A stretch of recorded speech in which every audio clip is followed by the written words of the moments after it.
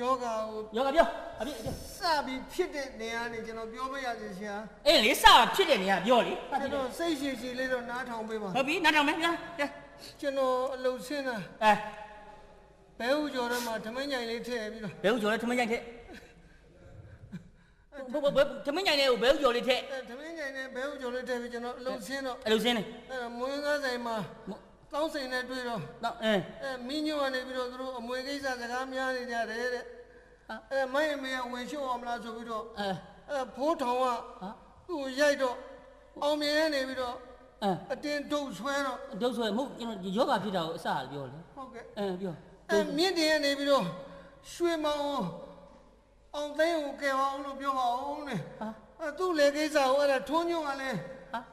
မပြောလို့မဖြစ်ဘူးတဲ့ဆိုတော့မဟုတ်ဒီယောဂဖြစ်တဲ့နေရာအစပြောရမှာလေတောင်းဝင်ရနေတော့ထွန်းကြည့်တဲ့ရံဖြစ်တော့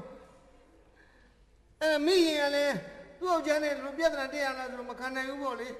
ဖြစ်တဲ့နေရာအစပြောလို့ခင်ဗျပြောနေတာထွန်းညွန့်နဲ့သူတို့တော်ပါပြီခင်ဗျဒီမိမစစ်လို့ဖမစစ်တာဒီဆောက်ပြောမနေနဲ့ဒီယောဂကိုအဖြစ်ကိုပြောအစကျွန်တော်အလုတ်လာတာပါအဖေတွားရည်ဆိုတော့ကျွန်တော်လေးလောလာလေးလောဘယ်လဲဆိုတော့တရုံပြောဝဲဘူးချီကိုငကြဲလဲဆိုတော့အေကိုအော်ဒါနဲ့ပြီးတော့အဲဖြစ်